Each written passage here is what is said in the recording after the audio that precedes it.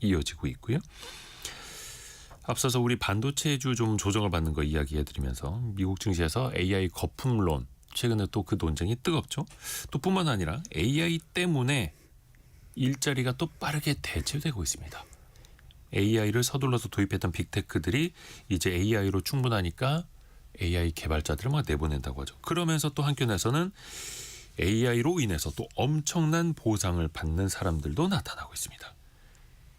AI가 쏘아올린 일자리 지형도 점검해 보시죠. 미래생활사전 시간입니다. 서울경제신문 송이라 기자와 함께합니다. 안녕하세요. 네, 안녕하세요. 최근에 그 테슬라 주주총회 있었잖아요. 네. 일론 머스크가 네. 1,400억 아니고 1,400조 원을 받을 수 있게끔 그렇죠. 세팅이 네. 됐더라고요. 네. 헛웃음부터 일단 한번 1,400조. 1,400조입니다. 예.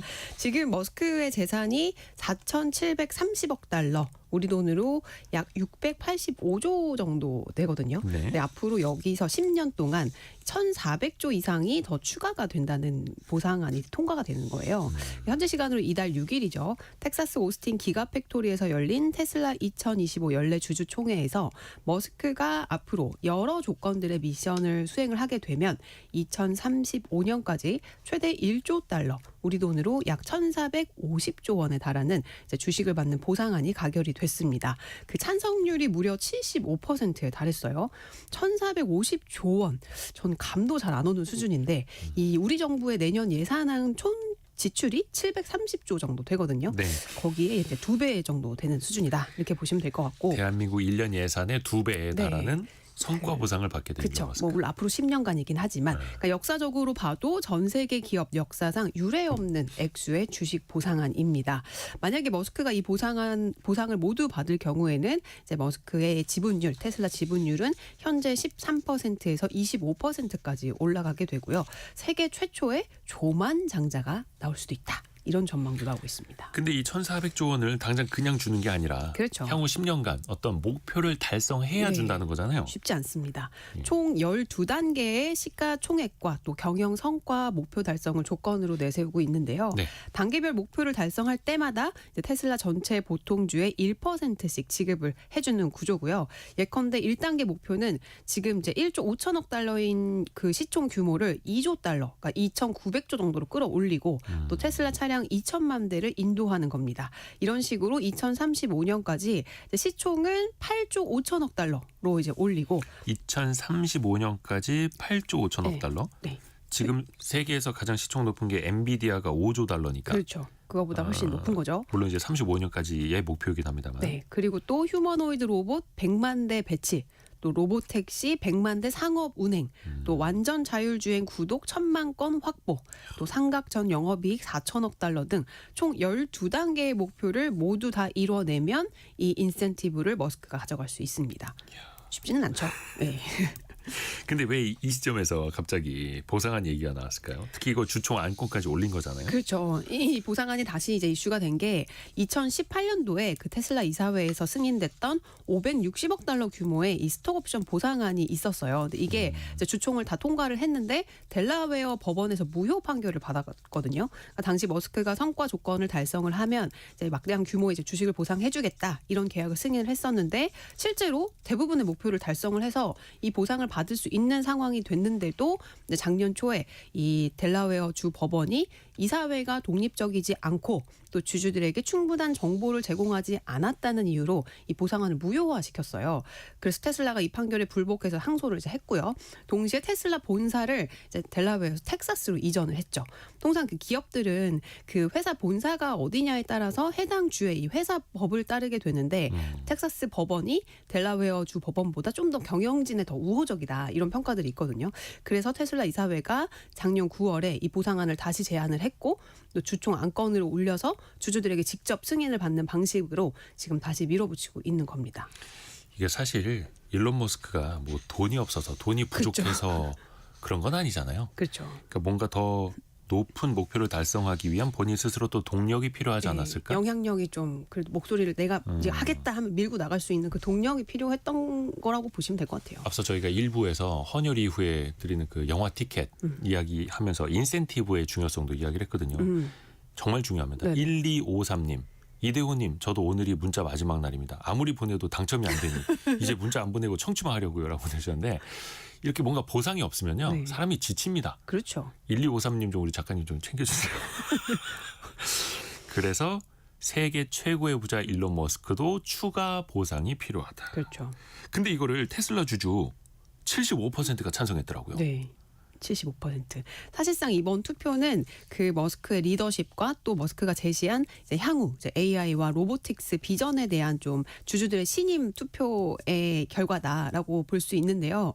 주주들이 75% 이상의 압도적인 찬성률을 보였다는 건 그만큼 이제 머스크를 이제 기대하고 믿는다는 의미로도 읽힐 수 있고요. 물론 기관 뭐 일부는 반대표를 던졌어요. 뭐 세계 1, 2위 의결권 자문사인 ISS, 글래스 루이스를 비롯해서 테슬라의 9대 주주인 노르웨이 국부펀드가 이제 보상안의 규모가 너무 크다. 또 주식 희석 이런 이유를 들어서 반대를 했고 노르웨이 국부펀드는 2018년이랑 작년에도 이 머스크 보상안을 반대를 했던 이제 기관 투자자예요. 이 밖에도 뭐 뉴욕시 연금, 캘리포니아 공무원 연금 같은 일부 대형 기관 투자자들도 반대표를 던졌습니다. 그러니까 이게 그 인센티브 안 준다고 해서 일론 머스크가 네. 설렁설렁 일하겠느냐. 그렇죠. 그리고 일론 머스크의 지분율이 25%까지 커지면 다른 기관들의 지분율은 축소가 되는 거니까 그렇죠. 상대적으로. 근데 또 국민연금이나 이제 우리 국민연금이나 돈나무 언니 캐시우드가 이끄는 아크인베스트 또 찰스 시왑 같은 또 다른 기관 투자자들은 찬성표를 던져서 팽팽한 지금 대립 구도를 형성을 했고요. 무엇보다 지금 지분 15%를 들고 있는 일론 머스크 본인이 투표를 할 수 있도록 이제 그 텍사스 법 규정이 돼 있거든요. 그리고 또 압도적인 이제 개인 투자자들이 이 지지를 하면서 결국엔 높은 찬성률로 이 보상안이 통과가 됐습니다. 아, 국민연금도 일론 머스크의 보상안에 찬성표를 던졌다라는 거예요. 근데 이게 앞에서도 그 조건, 목표 달성 해야 하는 거. 최종적으로 8조 5천억 달러에 대한 그 시가총액. 그렇죠. 휴머노이드 로봇 100만 대 판매. 뭐 이게 실적이 달성해야 될 게 되게 높은 거 아닙니까? 저 아직 우린 먼 미래다 이렇게 볼 수 있는 이제 그런 것들도 많아서 근데 머스크의 실적 전적을 보면 네. 뭐 스페이스X도 그렇고 불가능하다고 여기는 일들을 많이들 해왔잖아요. 그래서 좀 개인들이 뭔가 막연한 기대감 이런 게 좀 있지 않았나 그런 생각도 들고 또 테슬라의 전기차 사업이 지금 쇠퇴하고 있는 상황에서 이제 머스크가 본인의 이제 천재성을 이제 개인 기업이 아닌 테슬라에 투자를 하는 것만으로도 충분히 가치 있다. 이런 이제 의견들도 나오고 있어요. 근데 이와는 별개로 이제 머스크의 보상안에 담겨 있는 조건들은 사실 결코 쉽게 이룰 수 있는 건 아니에요. 그러니까 시총 8조 5천억 달러를 달성을 하려면 현재 주가로부터 466% 더 상승을 해야 되고요. 또 지난주 사상 최고인 5조 달러 시총을 기록한 엔비디아보다도 70% 더 높은 수준입니다. 그래서 머스크는 이제 본인의 내가 돈 좀 더 벌고 싶어서 그런 게 아니고 회사에 더 많은 통제력을 갖기 위해서 주식이 필요하다. 이렇게 주장을 했는데요. 과연 머스크가 본인의 뜻을 밀어붙여서 이 목표를 실제로 10년 후에 달성할 수 있을지 10년 동안 전 테슬라 주식 한 주라도 한번 사보고 네, 쭉 지켜봐야 될 것 같아요. 그러니까 이게 어떻게 보면 일론 머스크는 원래 지금도 경영은 본인이 또 하고 싶은 대로 거의 다 하고 있잖아요. 네네. 절대적인 영향력을 또 끼치고 있고 그래도 이게 투자나 기술 측면에서 보면 AI 시대 로봇 또 자율주행에 대한 기대가 크다라는 또 방증일 수도 있겠어요. 그렇죠. 이제 보상안이 이제 통과가 되니까 머스크가 이제 막 그 주주들의 환호 속에서 휴머노이드 로봇 옵티머스랑 같이 등장을 했어요. 무대에. 네. 그래서 막 덩실덩실 춤을 췄거든요. 저희가 그 유튜브랑 KBS 콩으로 보실 수 있게끔 저희가 그 영상을 띄워드렸습니다. 얼마 전 테슬라 주주총회 모습이죠. 네네. 그 옵티머스 봇이 춤추는 모습도 나올 테고요. 그렇죠. 그래서 일각에서는 이번 보상 조건이 이 머스크가 정치적 발언을 하는데 어떤 제한도 없어요. 지금 이 보상 안에. 그러니까 막 항상 트럼프랑 입이 옆에 붙어서 문제잖아요. 네. 어떤 제한도 없어서 이거 머스크한테 너무 이제 압도적인 파워를 밀어주는 거 아니냐 이런 지적도 나오고 있는 게 사실이고요. 네. 근데 머스크는 이거는 테슬라의 새로운 챕터를 여는 수준이 아니고 완전히 새로운 한 권의 책을 새로 쓰는 거다. 그런 시대로 넘어가는 일이다. 이렇게 또 강조를 하면서 한층 더 공격적인 투자 계획을 밝혔습니다. 실제 머스크는 주총 이후에 구체적인 이제 기술 로드맵을 공개를 했는데요. 먼저 휴머노이드 로봇은 내년 프리몬트에서 100만 대 생산 체제를 구축을 하고 이후에 1000만 대로 늘릴 계획이라고 밝혔고요. 또 로봇 택시도 내년 4월 양산을 목표로 하고 있습니다. 또 머스크는 옵티머스 로봇을 두고 스마트폰이나 자동차보다도 훨씬 더 큰 역사상 가장 거대한 제품이자 무한한 머니 글리치다. 즉 돈 복사기다. 이렇게 비유를 하면서 테슬라의 기업 가치 중 80%가 옵티머스에서 나오게 될 거라고 전망을 하기도 했는데요. 또 이날 발언 중에서는 AI 반도체 공급이 이제 결국에는 굉장히 중요한 문제가 될 건데 아마도 여기에 따른 이제 생산 공장을 또 세울 수도 있다. 이런 얘기도 했어요. 그렇죠. 그 오픈 AI도 그렇고 테슬라도 그렇고 특히 이제 AI 쪽에서는 천문학적인 투자가 막 들어가고 있는데 그러다 보면 그런 또 자금력이 있는 투자할 수 있는 기업만 독식하는 거 아니냐 이런 또 생각들도 나오고요. 그렇죠. 사실 정말 양극화는 점점 더 심해질 것 같은 이제 예상이 나오고 있어요. 올해 미국 정부가 그 오픈 AI랑 그 소프트뱅크랑 협력을 해서 최대 5천억 달러, 우리 돈 690조 원 규모의 그 스타게이트 프로젝트를 추진을 하면서 그 대형 데이터 센터 또 전력 인프라 구축에 나섰잖아요. 네. 또 엔비디아는 AI 반도체 시장을 지배하고 있고 또 구글은 이제 앞으로 이제 B2C, 그러니까 AI 비서 에이전트 시장에서 막대한 영향력을 행사할 걸로 예상되고 있고 말 그대로 1등 기업들의 승자 독식 흐름이 더 강해지는 모습인데요. 이렇게 되면 신흥 기업들이 이제 뭐 틈새 시장을 작게 노릴 수는 있겠지만 이 AI 주류판에 들어가는 거는 점점 더 어려워지는 게 현실입니다. 그래서 전문가들은 이 천문학적인 투자 경쟁을 감당할 수 있는 건 미국과 중국의 빅테크 일부 정도다. 이렇게 입을 모으고 있고요. AI 3강을 꿈꾸는 이제 한국 우리나라로서는 이런 현실이 좀 씁쓸하기도 하고 어쨌든 따라가야 하니까 또 열심히 힘을 내봐야죠. 또 하나가 이 기업들만 빅테크들의 영향력만 어떻게 양극화되는 게 아니라 네. 일자리도 양극화되잖아요. 네. 특히 또 AI 때문에 일자리가 많이 사라지고 있고. 그렇죠. 사실 저는 요새 이걸 좀 많이 체감을 하고 있어요. 그러니까 뭐 사람들 만날 때마다 정말 요새는 이 얘기를 옛날에는 뭐 챗GPT 써봤어 뭐 이런 얘기인데 요새는 넌 이제 먹고 사는데 괜찮니? 뭐 이런 얘기들도 나오고 그래서 모든 기술이 사실 궁극적으로 인간의 삶을 더 편리하고 윤택하게 만들기 위해서 존재한다고 믿었는데 아이러니하게도 이 기술로 사람들이 일자리를 잃고 미래를 걱정하는 상황이 지금 오고 있습니다. 그 글로벌 기업들은 AI 투자 효과를 극대화하기 위해서 신규 채용을 중단하거나 인력을 축소하는 움직임을 본격화하고 있고요. AI로 인해서 매출 성장 또 이익이 늘었는데 굳이 인력을 늘리지 않고도 이걸 달성할 수 있네? 이렇게 이제 생각을 하게 된 거죠. 대표적으로 아마존은 이제 지난달 28일에 인사 또 아마존 웹 서비스 광고 부서를 포함해서 14,000명을 감원한다고 공식적으로 발표를 했고요. 감축 규모는 이제 최대 3만 명까지 확대될 가능성도 이제 나오고 있습니다. 또 마이크로소프트는 올해 5월이랑 7월에 걸쳐서 15,000명 이상을 감원을 이미 했고요. IBM도 글로벌 직원의 1%에 해당하는 2,700명의 연내 감원을 예고했습니다.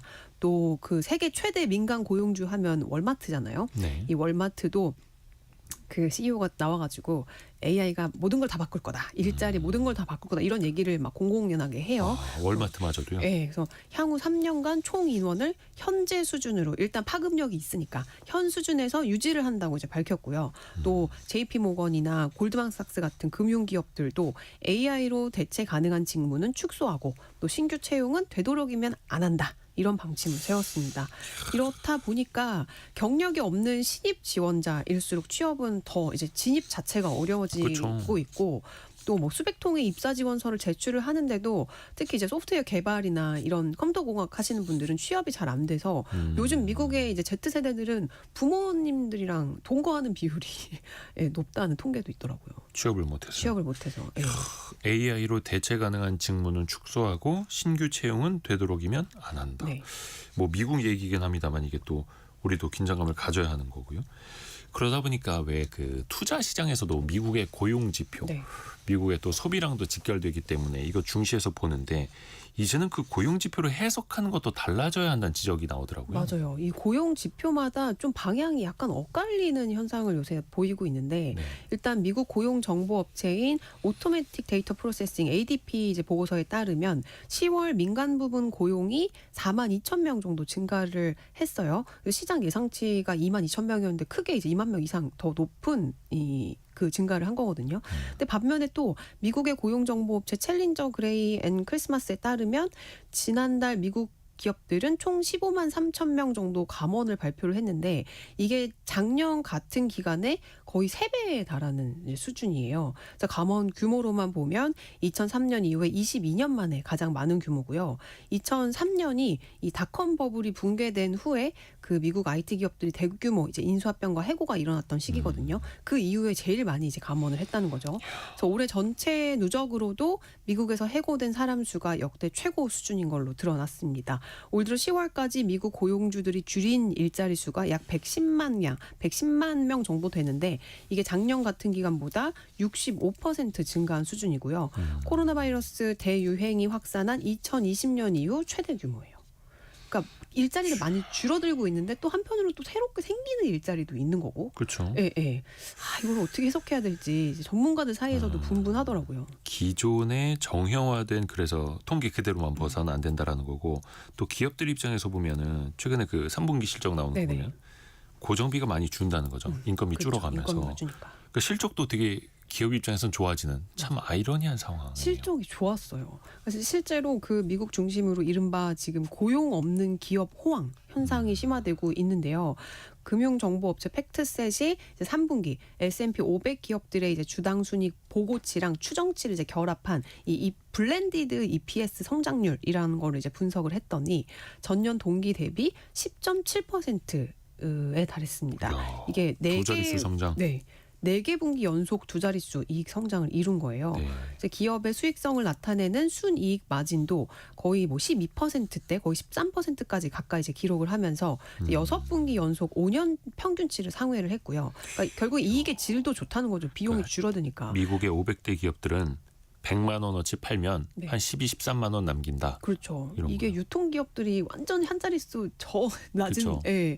그래서 이제 고금리와 고물가 속에서도 기업들이 강력한 비용 통제랑 가격 결정력을 유지를 했다는 얘기인데 이를 이제 달리 해석하면 기업들이 AI 기술을 활용해서 이 생산성과 수익성을 이제 높이고 있지만 그만큼 고용의 필요성은 줄어들어서 인력 구조 조정을 통한 비용 절감을 하고 있다는 얘기예요. 즉 AI가 가져온 이 효율성이 기업의 이익을 밀어 올리는 동시에 고용은 이제 끌어내리고 있는 이제 그런 장벽으로 작용하고 있다는 겁니다. 근데 참 고용 없는 호황. 이거 되게 씁쓸한 건데. 그렇죠. 근데 어느 나라나 뭐 미국도 당연하고 정책 목표가 고용을 최대로 물가는 안정시키는 거잖아요. 그렇죠. 그러면 이게 두 마리 토끼가 이제 아닐 수도 있나? 이거 잡기가 더 어려워지는 거예요, 그러면? 그러니까 정말 그래서 참 이게 연준도 힘들겠다 그런 생각이 드는데 보통 반복적이거나 이제 규칙 기반의 업무가 AI로 이렇게 빠르게 대체가 되면서 생산성은 높아지는데 오히려 일자리의 필요성이 낮아지는 그 역설이 지금 발생하는 거잖아요.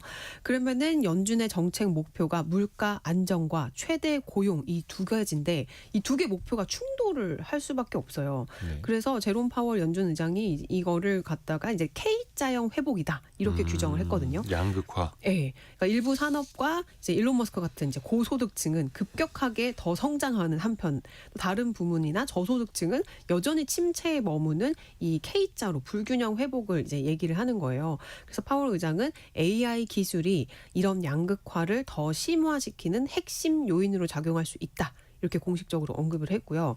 그러면서 지금 이제 인플레이션 상방 위험과 고용의 하방 위험을 동시에 안고 있어서 중앙은행에게는 굉장히 어려운 일이다. 이렇게 토로를 했어요. 그러게요. 손지연님이 앞으로 우리 아이들 어떤 일을 해야 할지 걱정됩니다. 이렇게 보내주고 다들 걱정스러워요. 맞아요.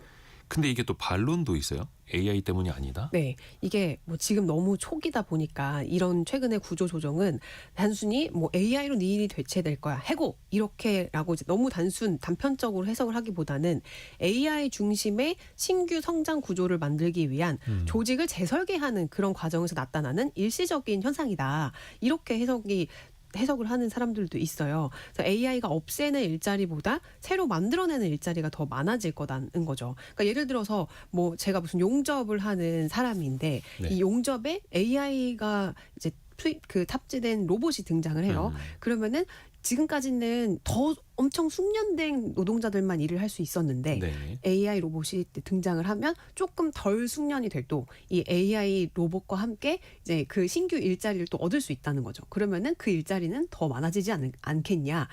그러면 AI가 플러스적인 이 역할을 하는 게 아니냐. 이런 얘기들도 있는 거죠. 그러니까 실제로 최근 구조조정에 나선 이제 기업들의 감원 형태를 보면 중간 관리자를 축소를 하고 AI 클라우드 중심의 자원에 집중을 하면서 그 조직의 그 체계를 좀 단순화시키는 공통점이 나타나고 있어요. 이렇게 조직을 일단 좀 슬림화한 다음에 직무와 역할이 재편이 되면 사람이 할 수 있는 직무와 AI가 할 수 있는 직무가 이제 나뉘어지면서 각각의 파이가 좀 더 다른 방향으로 커질 수 있다는 거죠. 반복적인 업무는 AI가 대체를 하지만 이 AI를 활용해서 문제를 해결하는 인재의 가치는 더 높아지고 AI랑 같이 시스템을 설계하고 조율할 수 있는 AI 네이티브 이런 인재 수요는 더 늘어날 거라는 전망도 나오고 있습니다. 마치 언어처럼 AI를 잘 활용하는 사람. 그렇죠. 그리고 AI를 활용해서 일하는 이제 실제 주변 분들 보면 이렇게 삶의 질이 굉장히 이제 내 일을 AI한테 맡겨놓고 나는 좀 더 사색하고 이런 분들 한 분도 없어요. 더 일이 많아졌다. 더 많아졌죠. 네. 그래서 과거 산업혁명이나 정보화혁명 시기에도 이제 기술 발전이 생산성 향상과 노동시장 재편을 동반을 했었는데 분명한 건 지금 진행 중인 이 AI 혁명이 이 속도나 범위 이 측면에서는 그 전과는 좀 차원이 다를 거다. 그리고 우리는 이 문명의 전환기 한가운데 있다는 거 그거는 좀 생각을 계속 해야 될 것 같아요. 생각해보면 컴퓨터랑 프린터기 나왔다고 해서 네. 그 손으로 적는 시간 우리가 줄였다고 해서 그 시간에 우리가 쉬고 놀지 그렇죠. 않잖아요. 스마트폰 생겨서 일 더 많이 하게 됐고 AI 시대에는 또 AI 활용해서 효율성은 높아지지만 일은 더 많이 할 거고 그렇죠. 이제 AI 네이티브 인재라고도 하네요. 이거를. 디지털 아니, 네이티브 아니고 이제 AI 네이티브. 그러면 학교 이 교육의 현장도 바뀌어야 될 것 같은데요. 그렇죠. 어디든 이제 비슷하겠지만 지금 교육 현장도 우리나라도 얼마 전에 뭐 단체 AI 컨닝해가지고 막 난리 났고 그랬었잖아요. 교육 현장도 지금 혼란스럽기는 마찬가지예요. 그러니까 일례로 미국에서는 지금 명문대 학교들이 잇따라 이 이공계열 박사 모집 인원을 축소를 하고 있어요. 이제 하버드대가 이공계 박사 모집 인원을 75%, 이제 인문계는 60% 대폭 감축한다고 최근 발표를 했고요. 네. MIT도 올해 생물학 박사 모집 규모를 작년보다 줄였습니다. 또 워싱턴대 천문학과는 내년 박사 신입생 모집을 전면 중단한다고 발표를 했고요.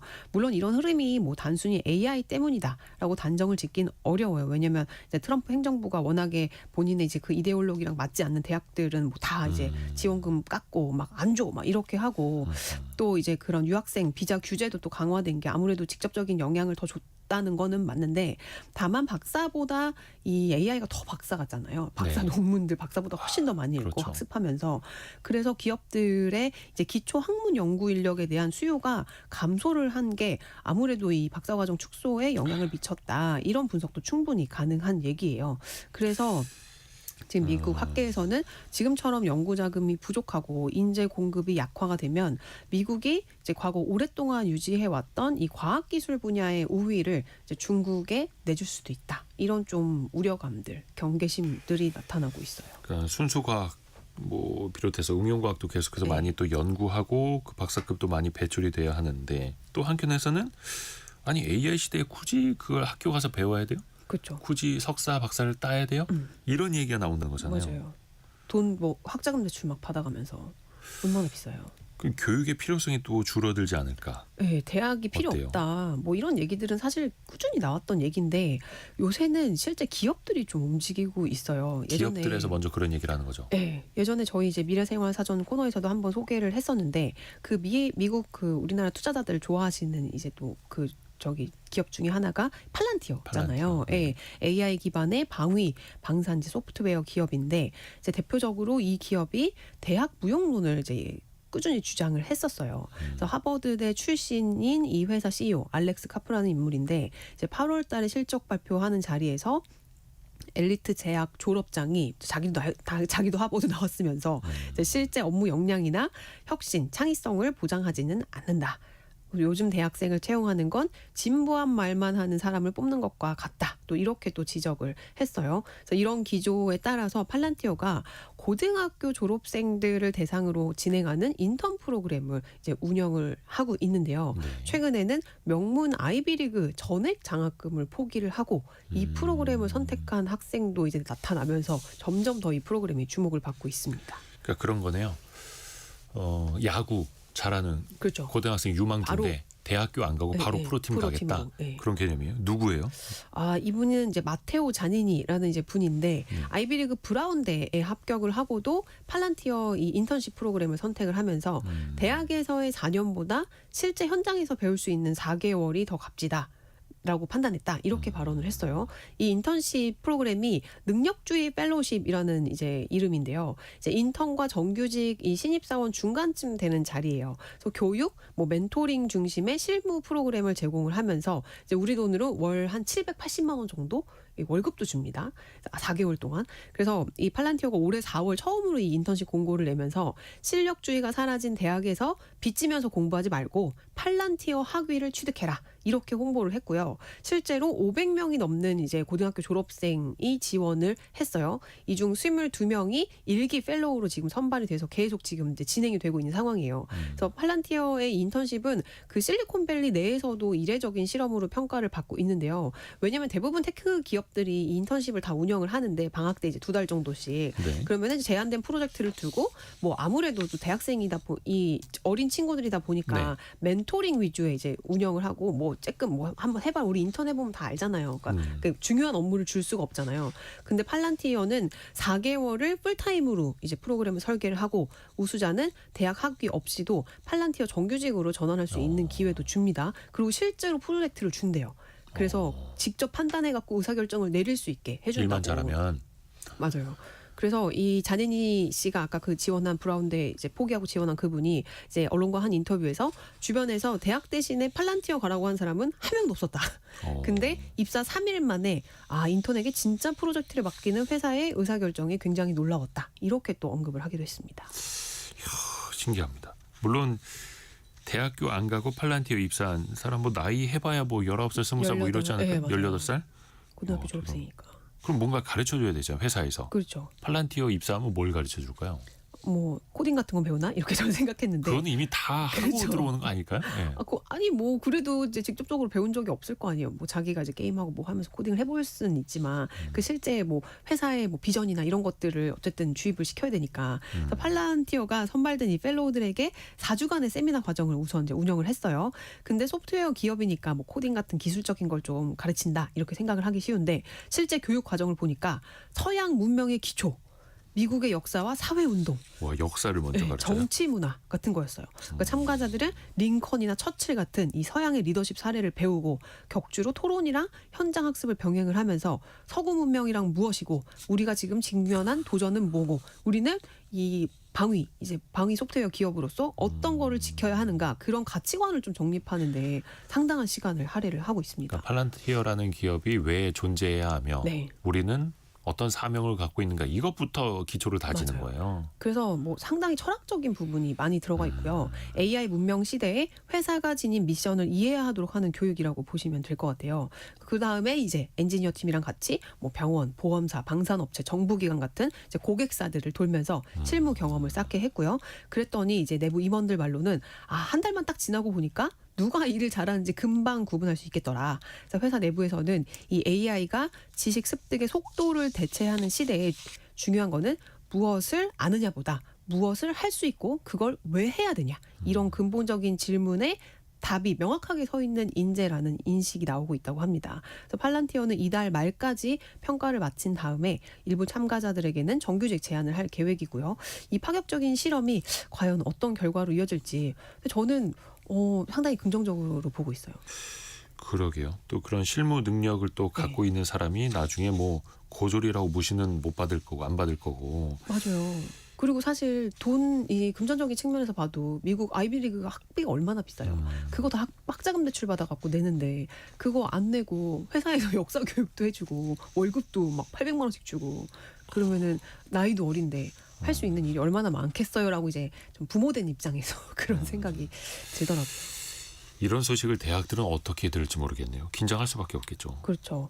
아무래도 이제 대학들은 이에 맞춘 또 교육 과정을 개발을 하고 해야지 또 신입생들이 모이고 할 테니까. 그래서 국내에서도 우수 인재들이 이제 의대로만 너무 몰리면서 그렇죠. 이제 이공계를 기피하거나 또 해외로 유출되는 문제가 지금 심각한 상황이잖아요. 그래서 정부가 최근에는 이 글로벌 AI 경쟁의 핵심이 인재다. 이렇게 보고 초등학교부터 이제 석박사 과정까지 이제 전 생애에 걸쳐서 AI 교육을 강화하는 AI 인재 양성 방안을 이제 최근에 내놨습니다. 일단 내용을 좀 보면 내년에 9천억 을 투입을 해서 초중고의 AI 수업을 확대하고 또 담당 교원도 늘리기로 했고요. 또 AI 인재의 조기 육성을 위해서 과학고, 영재고의 AI 인재 선발 전형도 확대를 할 방침입니다.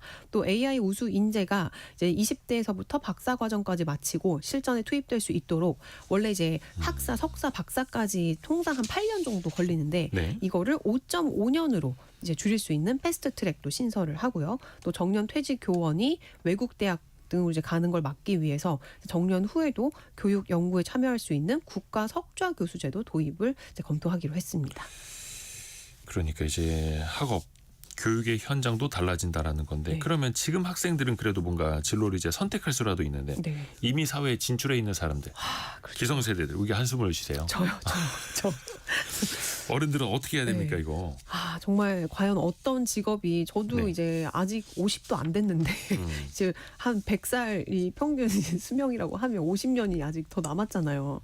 과연 어떤 직업이 유망할까? 이제 내가 지금부터 뭘 해야 될까? 이게 정말 저 요새 너무 큰 저의 관심사거든요.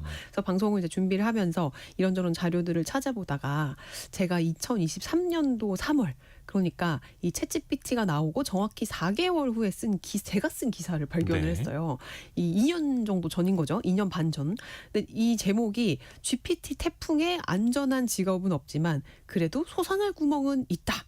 이런 제목이었거든요. 그래서 AI의 직접적 영향권에 드는 직업과 상대적으로 덜 영향을 받는 직업을 예상한 기사 내용이었는데 이 상황을 너무 정확하게 예견을 하고 있더라고요. 3년 후인 지금 봤는데도. 그래서 이게 내용이 뭐냐면 오픈 AI와 오픈 리서치 펜실베니아 대학교가 공동으로 연구해서 내놓은 이제 분석 보고서에 대한 거였어요. 대규모 언어 모델이 노동시장에 미치는 영향에 대한 초기 조사라는 연구소였거든요. 이제 간단히 살펴보면 일반적으로 현재 고임금 직업일수록 AI의 노출 빈도가 높은 업무가 많다는 거예요.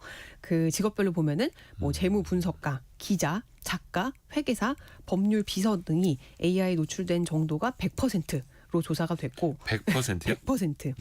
운동선수나 농장비 운영자, 자동차 유리 설치 및 수리공, 요리사, 타일 벽돌공, 목수, 배관업자 등 34개 직업군은 대규모 언어 모델이 아무리 발전을 해도 전혀 영향을 미치지 못하는 것으로 분석을 했어요. 그러면서 연구진은 고도의 인적 상호작용이 필요한 작업이나 정밀한 측정이 필요한 경우 혹은 손을 사용하거나 숙련된 사람이 작업을 수행하는 작업은 챗GPT 노출과 무관하다고 분석을 했습니다. 그래서 저는 이 34개 직업군에 대해서 하나하나씩 지금 네. 좀 유심히 보고 있습니다. AI가 넘볼 수 없는 네. 34개. 네네. 송 기자도 이제 여기 기자 들어가 있으니까 네네. 예, 위험 1순위입니다. 회계사, 재무분석가, 법률 비서 네. 등등도 여기 들어가는 거고. 네. 그러면은 AI가 침범할 수 없는 영역 네. 어떤 것들이 있어요? 일단 뭐 희망은 저는 아직 있다고 봅니다. 이 제가 몸담고 있는 언론사를 예를 들어 보면 이제 실제 많은 언론사들이 요새 이제 자체적으로 이제 기사를 써주는 AI들 이제 프로그램을 개발을 하고 있거든요. AI 기자. 네. 네. 또 제목을 달아주는 AI, 교열을 해주는 AI 같은 이제 기사 작성의 전후 과정에 거친 수많은 AI 서비스를 이제 스스로 이제 다 학습을 시켜갖고 서비스를 내놓고 있어요. 그리고 이제 그 데이터도 계속 쌓아가고 있는데 제가 취재원한테 어떤 얘기를 들었는데 이게 무슨 얘기일까, 무슨 의미일까 이 얘기를 얘기가 무슨 의미일까 이렇게 궁금을 하면 아이디어를 구체화해주는 AI한테 물어보면 이 AI가 내가 말하는 해당 소스와 관련된 과거 히스토리부터 시작해가지고 어떤 의미를 담고 있는지 쫙 정리를 해줍니다. 근데 그걸 보고 전 또 추가 취재를 하고 또 던져주면 또 의미를 찾아오고 이렇게 몇 번 하다 보면 기사 초안까지 AI가 저보다 더 잘 써줘요. 그러면 이 상황에서 이제 기자인 제가 할 일은 누군가를 얘기해갖고 이 끄집어내는 소스를 끌어오는 거. 네. 그게 가장 이제 취재의 정말 과정, 그 취재 작업이 가장 가치 있는 사람만이 할 수 있는 일이라는 거죠. 그러니까 이제 실제 사람과 네트워크를 쌓고 긴밀히 소통할 수 있는 그 능력이 앞으로는 이제 기자의 가장 핵심 자질이 되지 않을까. 사실 예전에는 뭐 기자들이 뭐 사업 보고서나 보고서 잘 분석해갖고 이렇게 명쾌하게 이제 지식을 전달해주는 그런 컨텐츠도 있었고 굉장히 다양한 요소의 적재적소에 필요한 기자가 필요했는데 이제는 이 취재의 영역에서만큼은 이 AI가 이제 사람을 따라올 수 없으니 그 부분을 좀 더 강화를 해야 되는. 예. AI보다 앞서가려면 세상에 없는 그렇죠. 거를 취재하고 세상에 없던 질문을 해야 하는데 네. 그거는 점점 더 어려워지는 거죠. 미래 세대를 위한 유망 분야는 예, 예. 어디에 있을까요? 그 젠슨 왕 CEO가 여러 그 엔비디아 CEO죠. 여러 공식 성상에서 언급한 이제 발언들도 우리가 유심히 좀 볼 필요가 있는데 이 황 CEO가 앞으로 점점 유망해질 분야로 당연히 이 피지컬 AI를 뽑았어요. 그러니까 실제 올해 연초 그 세계 최대 IT 가전 박람회 CES 기조 연설에서도 이 황 CEO는 AI는 이제 지각과 생성 단계를 넘어서 물리적인 세계에서 인지하고 계획하면서 행동하는 이 피지컬 AI 시대로 나가고 있다. 움직이는 모든 건 결국에는 로봇화되고 그 속에 AI가 내재될 거다라고 발언을 했거든요. 그래서 이 분이 정리한 AI 발전 단계를 보면 1단계는 이미지나 음성을 인식하는 지각 AI고 2단계는 텍스트나 영상을 직접 이제 생성해내는 생성 AI, 3단계는 이 의미를 이해하고 추론하는 인지 AI입니다.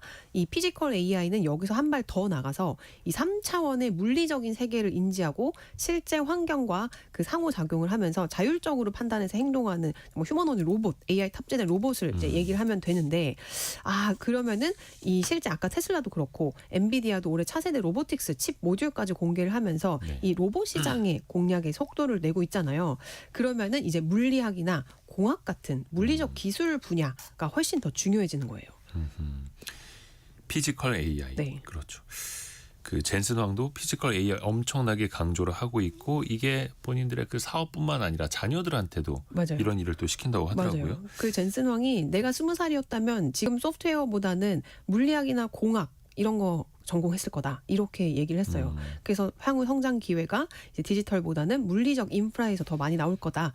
그래서 우리도 앞으로 아이들한테 이 순수 학문이 지금 이 각광받지 못하고 있지만 앞으로 피지컬 AI 시대가 되면은 이 자연, 공학, 순수 학문이 훨씬 더 유리를 유지해질 거니까 우리가 왜 보면은 부드러운 과일을 안전하게 감싸지는데 필요한 힘이나 자동차의 무게에 따른 연료 효율, 뭐 항공기나 우주선이 비행 중 받는 마찰 강도 이런 것들을 이제 공부를 하면 이 AI를 다루고 설계를 하는데도 훨씬 더 이제 니즈가 많아질 거다 이런 거죠. 그러니까 여러분 수학 물리학 그러니까 네. 뭐 수학 물리학은 이제 기본이 되는 거고 네네. 근데 또 우리가 생각해봐야 될 게 화이트 칼라 그러니까 이제 사무직부터 AI에게 대체되기 시작을 했는데 그렇죠. 나중에 피지컬 AI 로봇 나오기 시작을 하면 그때는 그런 블루 칼라는 안전할까 이것도 생각을 해봐야죠. 그렇죠. 오늘도 많이 배웠습니다. 서울경제신문 송이라 기자 함께했습니다. 고맙습니다. 감사합니다. 라디오 정보센터 다녀옵니다.